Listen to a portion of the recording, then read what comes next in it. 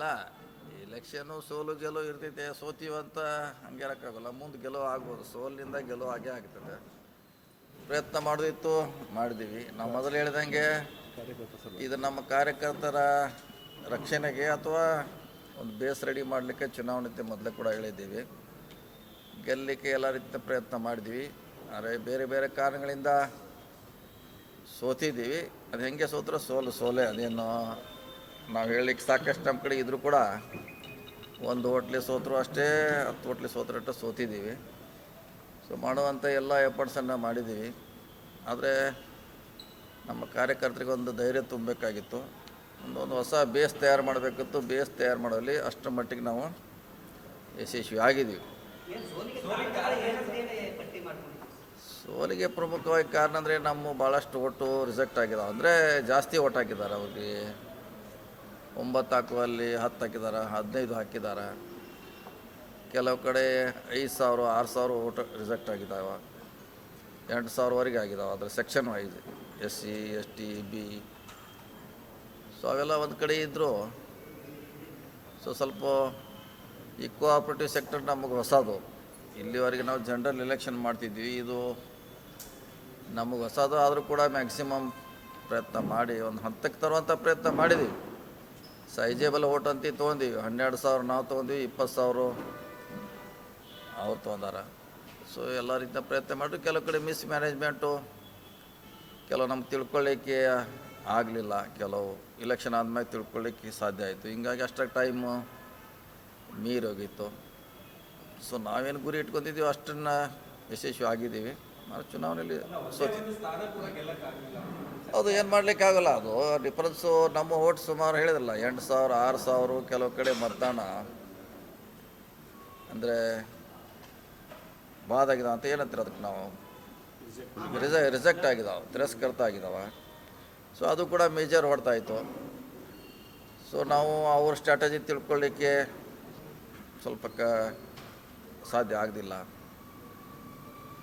So ಇನ್ನೂ ಭಾಳಷ್ಟು ನಮ್ಮ ಕಾರ್ಯಕರ್ತರು ಕ್ಯಾಂಡಿಡೇಟು ಆ್ಯಕ್ಟಿವ್ ಆಗಿ ಪಾರ್ಟಿಸಿಪೇಟ್ ಮಾಡಬೇಕಾಗಿತ್ತು. ಅಷ್ಟು ಮಾಡಲಿಕ್ಕೆ ಆಗದೆ ಅಂದ್ರೆ ಮತದಾರನ ಮುಟ್ಟಿದ್ರು ಕೂಡ ಮನವೊಲಿಸ್ಲಿಕ್ಕೆ ಅವ್ರನ್ನ ಈ ಥರ ಓಟ್ ಹಾಕಿ ಈಗ ಹಾಕಿ ಅಂತ ಹೇಳಲಿಕ್ಕೆ ಕನ್ವಿನ್ಸ್ ಮಾಡಲಿಕ್ಕೆ ಆಗದಿಲ್ಲ. ಹೀಗಾಗಿ ಬೇರೆ ಬೇರೆ ಸುಮಾರು ಕಾರಣಗಳಿದೆ. ಆಗತ್ತಿಲ್ಲ. ಅದಕ್ಕೆ ಬಂದರೆ ಪ್ಯಾನೆಲೇ ಬರೋದಿದ್ದು. ಯಾಕಂದರೆ ಇಡೀ ಪ್ಯಾನಲ್ನನ್ನು ನಾವು ಹೇಳಿರ್ತೀವಿ, ನೀವು ನಮ್ಗೆ 15 ಓಟ್ ಹಾಕಂತ ಹೇಳಿರ್ತೀವಿ. ಹಿಂಗಾಗಿ ಬಂದರೆ 15 ಬರಬೇಕಿತ್ತು. ಹಾಗೂ ಕಡಿಮೆ ಬರೋ ಚಾನ್ಸ್ ಕಡಿಮೆ.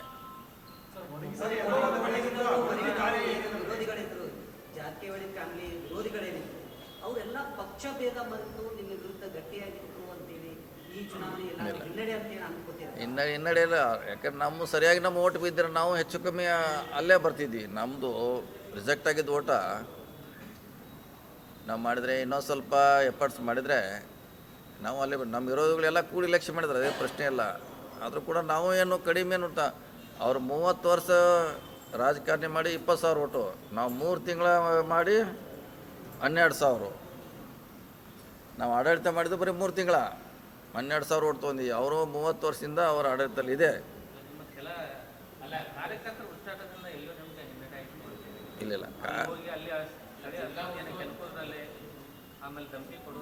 ಇಲ್ಲ ನಮ್ಮವ್ರು ಯಾರು ಮಾಡಿಲ್ಲ ಅಂತ. ಅದು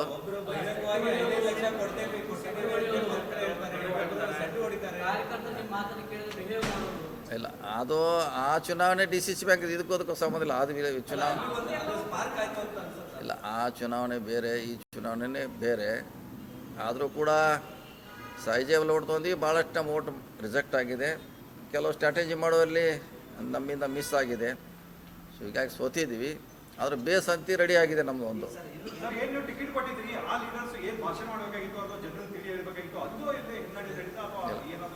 ಭಾಷೆನಿಂದ ಓಟ್ ಯಾರು ಹಾಕಿಲ್ಲ ರೀ. ಅವರು ಸಂಘಟನೆ ಭಾಳ ಭಾಷಣ ಮಾಡ್ಯಾರ, ಎಲ್ಲರೂ ಬಂದಂತೇನು ಅದರಿಂದ ಓಟ್ ಪರಿವರ್ತನೆ ಆಗಿಲ್ಲ ರೀ.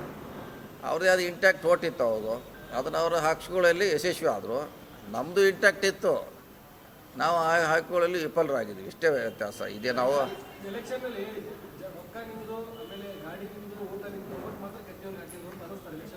ಇಲ್ಲ ರಿಜೆಕ್ಟ್ ಆಗಿದೆಯಲ್ಲ, ನಮ್ಮದು ಜನ ನಮ್ಮ ಜೊತೆ ಎಷ್ಟು ಜನ ಇದ್ದರು, ಎಷ್ಟು ಜನ ಬಂದು ನಮಗೆ ಓಟ್ ಹಾಕಿ ವಿಶ್ ಮಾಡಿ ಹೋದರು. ಆದರೆ ಇಲ್ಲಿ ರಿಜೆಕ್ಟ್ ಆಗಿದ್ದ ಮತಗಳ ಸಂಖ್ಯೆ ಭಾಳ ಇದೆ.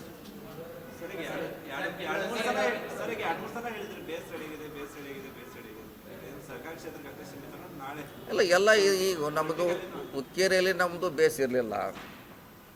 ಈಗ ಎಲ್ಲ ಊರಲ್ಲಿ ಕಾರ್ಯಕರ್ತರು ತಯಾರಾದರು, ಎಲ್ಲ ಊರಲ್ಲಿ ನಮಗೂ ಕಾಂಟ್ಯಾಕ್ಟ್ ಬಂದಿದೆ.